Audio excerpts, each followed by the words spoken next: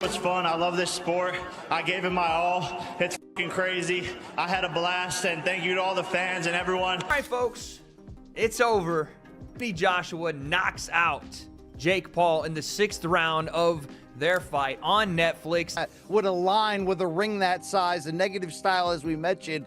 It really comes down to the fan interest. Jake Paul is on a 2-fight stretch coming into this one, which really put his reputation on the line. Boxing professionals have reacted to Jake Paul's possible retirement after his surprising knockout loss to Anthony Joshua. Jake has suggested that once he reaches all his goals in boxing, he may step away from the sport. He has also shared plans to move on to a career in the NFL, which would mark a big change in his athletic path. After this, like legitimately, just to play like safety and just deck people. No, I swear to God, I'm about to bring hella ratings to whatever team I'm on. Where would you want to go if you can go to any team? Shit, the Browns. So I can run a 4.34. He's the fastest man on the planet. I got hands. I have the size, the power. I can knock people out with one punch. So why can't I play free safety? Do you think you coming into the NFL would be the equivalent of like when an NFL player says, I'm going to try to box now? No, because I played football my whole life. At the end of the day, it's coverage, knowing your plays, and then just being fast and willing to sell. The boxing world reacted strongly to the fight after Jake Paul's shocking knockout loss. A former IB user shared a harsh opinion online, saying that Jake Paul's career is finished and calling him a failure. Duke McKenzie also commented on the fight, explaining that Jake Paul was much smaller than Anthony Joshua. He said that even when Jake tried to punch, he could not properly reach Joshua, showing how unfair the matchup was. McKenzie warned that Jake should stop taking these fights, as continuing could be dangerous and harm his boxing reputation. To throw a shot, he would lunge in, jump in, and because he was so short, he'd miss. And then he ended up stumbling over his feet and falling over. Sometimes in that fight, he reminded me of, have you seen that Kung Fu film called The Drunken Master? Except for he wasn't a master. As a Kung Fu guy walks around and normally kicks people's ass, but he looks drunk all the time. That's what that fight reminded me of. It was such a poor showing from Jake Paul. You know, I mean, it's a well-documented fact. There was a lot of money on the line. And I'm sure you, Max, as I would, and anybody else in the street would fight Anthony Joshua for 75 million. You just would. And the same thing would happen.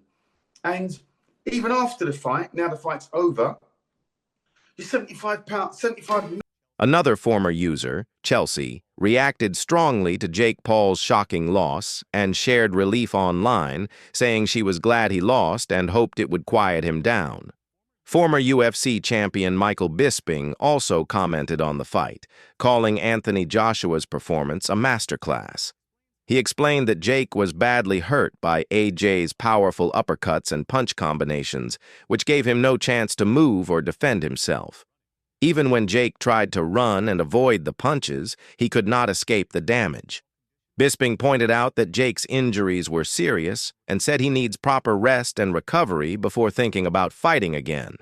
Overall, the fight clearly showed Jake Paul's limits when facing top-level opponents. In my humble opinion, because I'm a big Anthony Joshua fan. Of course, I've been a supporter for the longest time. A rather lackluster, unmotivated Anthony Joshua that didn't look like he was being particularly nasty, right? A lot of the time he was out of range, and okay, it is hard to land a shot on someone that's backing up and moving away the whole time. And there was a lot of times where he had him in the corner and he could have thrown a shot. And sometimes he was telegraphing his shots. And anytime he did go in to throw a punch, as I said before, Jake Paul would shoot in and turn it into a wrestling match. And even when he wasn't shooting in, he was clinching a lot. This is boxing. It's not MMA, as we know. The referee should have done a much better job of getting in there and separating them much, much faster. The 4th round, he got dropped twice. In the 5th round, he got through it. In the 6th round, caught him with the jab, then a glancing right hook. He goes down, and that was that. That was all she wrote, right? I did a live. There was about 9,000 people watching at one point. Nobody was particularly enjoying the matchup. Listen, okay? I respect both men. I respect anyone really that steps into the ring, okay? And certainly going up against Anthony Joshua, that was a tall task, okay? Metaphorically and figuratively, right? It was a tall task. It was a big job. It was a tough opponent. It was a mismatch, and it was, right? Jake Paul never worried Anthony Joshua once. He never rung his bell. He never caused any damage. He never had him worried. He never did anything. It wasn't a fight. It was a display of how long can Jake Paul last? Can he run away long enough to... All those people who were fully convinced that this fight was 100% rigged. Like, people said that this is a clown show, and they said, this is rigged, this is scripted. Okay, so now Joshua's won. What are you going to say to that? So was it scripted that Joshua was going to win? You see this whole narrative about, oh, the fight's rigged, the fight's scripted. That's illegal to do, and Joshua is not going to tarnish his legacy by doing something like that. Would Jake Paul do something like that? Maybe so, yeah, but not someone like Joshua. Come on. Now, to be fair, 80% of that fight was looking a little bit dodgy. It was looking like Joshua wasn't throwing as much as he usually would. Jake Paul was landing on Joshua. He landed a really strong jab that knocked Joshua's head back. He landed a couple of decent overhand rights. In fact, Jake was kind of the first one who landed the biggest shots of the fight. But this is the thing, anyone who fights, even on like a low-level basis, or who just does some sparring, will understand that when you fight someone who has got nowhere near the skill level as you, sometimes it can be a little bit harder because they're awkward. They're doing stuff that you don't really expect. Sometimes when you fight beginners, it's a bloody nightmare. Just like, awkward movements. You're like, what are they throwing? You don't expect certain shots to come that do come. And then you fight someone who's a little bit more traditionally sound with the fundamentals, and it's almost a little bit easier. And I think that's what we've seen here in this fight. AJ has had an easier time with some fighters who've got like 40 professional fights with 20 KOs on the record than he did with Jake Paul. Why is that? Oh, because it's scripted. It's scripted. No, it's not scripted. It's just because Jake Paul is awkward and he's a beginner in relation to Joshua. So Joshua just took some time to figure them out. You could see Joshua was getting a little bit frustrated in that 4th and 5th round, but then he started. Another former user, Cabarol's Finest, reacted to Jake Paul's shocking injury by reporting how serious it was, posting that Jake had been taken to the hospital with a suspected broken jaw and suggesting it forced him into early retirement. Sean Jones also shared his thoughts on the intense fight, saying at least it was not rigged or scripted. He pointed out that even though Jake suffered a broken jaw, Anthony Joshua did not use his full power, meaning the knockout could have been much worse. Jones stressed how serious the injury was while praising the fight's authenticity. He said the match showed the harsh reality of facing a world-class boxer like Joshua and highlighted how dangerous that step up truly is. He had that face-off with Tank Davis. He was looking at a guy who was, 5-6 inches shorter than him and probably 60-70 pounds lighter, right? So he was probably looking at that thinking, yeah, you're a legit boxer. Yeah, you hit very hard, but look how much bigger I am to you. Contrast that to him looking up at Anthony Joshua and realizing, oh my God, look at the size of you in comparison to me. That's a bit different. And I think with Jake Paul, it really dawned on him what's going on. But Jake Paul has to keep face. He has to stay essentially in that persona that, I am the man, I'm going to win this, trying to sell a dream to a casual, a bit like what Eddie Hearn does, trying to sell the casual audience that this is going to be a real fight, quote unquote. It was a real fight. It's not scripted, but you know what I mean, that he's really in this fight. That's what he was trying to do.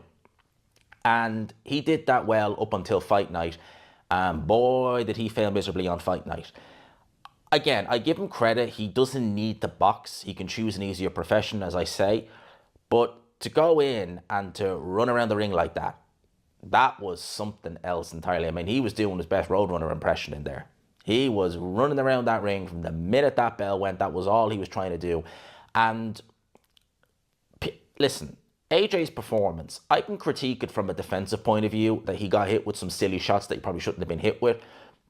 He was trying to cut the ring off in a ring as big as that. It's not easy. All right. And furthermore, if you're in there with an opponent who purely just wants to survive, he's no interest in winning the fight. He just wants to go the rounds.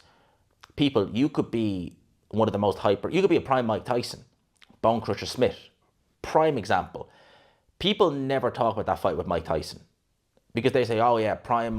And I don't think he fights a ton in 2026. I think it'll be a very slow year for him. Look for those two guys as the main two he would fight. I wish it was Tommy Fury, but I doubt it. On the other side, I want to see him get back into boxing specifically, get back into committing to this. A massive, massive fight that awaits him in Tyson Fury. It's far past time that it happened. If they don't do it now, they never will. And yeah, man, I don't really know what else to say on this fight. As far as, what happened in there tonight, I know on Twitter people are going to want their money back, or they're going to call it a bad fight or a sloppy fight or whatever. And then there's going to be people, celebrating Jake's downfall. That was always going to be the first time he gets rocked, dropped, and stopped. People are going to celebrate like it's the 4th of July, or it's their birthday, or like it's Christmas. So yeah, expect that, but I won't do that here. I won't, because I respect the hell out of him for going and doing it. And there's not any normal people on earth that would have done it. I don't care if you say, oh, for User Mir7.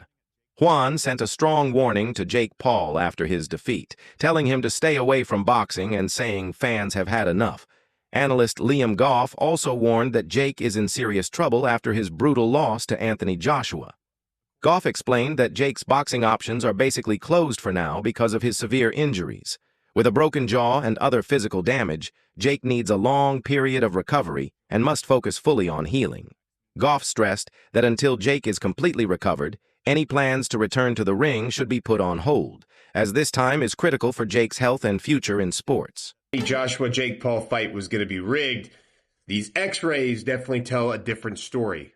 So on December 19th of 2025, as I'm sure most of you are probably aware, Jake Paul fought the two-time unified heavyweight champion Anthony Joshua at the Casillas Center in Miami, Florida, which was streamed exclusively on Netflix as part of a major boxing event that was promoted by Paul's Most Valuable Promotions. The ending result was Anthony Joshua won by knockout in the 6th round after Jake Paul was knocked down 4 times in total, twice in the 5th round and twice in the 6th round. Anthony Joshua landed 48 punches on Jake Paul compared to Jake Paul landing about 16 on Anthony Joshua. And this is the second professional loss of Jake Paul's fighting career, dropping his record down to 12-2. Now, Jake Paul ended up suffering a double broken jaw during the fight and was taken to the hospital afterward, skipping the post-fight press conference, probably because he probably couldn't talk. But in his in-ring interview, he said, "That was crazy. I had a blast. I think my jaw is broke." Anyway, as far as his professional fighting career is concerned, as of December 20th of 2025, he doesn't have any new opponents that have been announced, and it's expected that his jaw injury is going to take 4 to 6 weeks to recover from. Regardless of how you feel about him, that dude fought a 2-time heavyweight champion and survived. And I think we can all agree that regardless of how you feel, that... After being injured in his recent fight, Jake Paul shared an update with fans on X about his recovery. He said he had just come out of surgery and that everything went well. Jake thanked his medical team at Miami University Hospital for their care and support, while admitting he is in a lot of pain and stiffness and will be on a liquid diet for 7 days. Analyst Wade also commented on the fight, explaining that Jake may have felt he had achieved enough in boxing and could now focus on big money fights since he does not have to defend any titles. In terms of what he's doing in the boxing ring. Listen, so long as people will tune in and so long as Jake Paul is paid by Netflix or any broadcaster to air his fights, we're going to see this continue. And Jake Paul knows his business model, right? Now, this deviated, this AJ fight, which came together kind of last minute after the Tank Davis fight fell apart. But we know Jake Paul's MO here. It's find the most popular guy with the most physical disadvantages for me to fight. And Jake Paul has the benefit that he's turned himself into a villain, or in the pro wrestling circles, a heel. People tune in to watch. We did not tune into this fight to see competitive boxing. Most of us tuned in because we thought, here's Anthony Joshua. Here's a 2-time unified heavyweight champion, a guy who physically just overwhelms Jake Paul. And we're finally going to get what Tyron Woodley and Anderson Silva, Nate Diaz were not physically fit, whether it be through their size, experience, or age, to do, and that is knock out Jake Paul. And so, because I don't really feel like we got that satisfying comeuppance that a lot of people have been waiting for, it kind of gives Jake Paul a little bit of mystique, I'd almost say, to still try and string this along. Now, I don't know in terms, he says he wants to be cruiserweight champion. I'm not quite sure what the competitive road there is, because let's make no mistake, the reason this fight lasted as long as it did is because Jake Paul focused exclusively on being elusive. He did his best. And kudos to him, right? He did a great job of not getting cornered. He was always on the gas until the gas sort of fell out from underneath him. And so I don't quite know, short of leveraging his popularity, how he's going to get to that title shot if he's not actually going to fight, like really fight an elite boxer. But if he's looking to make money, there's the KSI fight out there. There's the Tommy Fury rematch. There is ways for Jake Paul to... Wade mentioned possible future matchups with stars like Canelo and even a huge fight with Tyson Fury if Jake fully commits. However, he made it clear that Jake was not close to Anthony Joshua's level in size, skill, power, speed, or stamina. Still, Wade respected Jake for stepping into the ring, praised the hype and online reactions, and called the fight an exciting spectacle for boxing fans.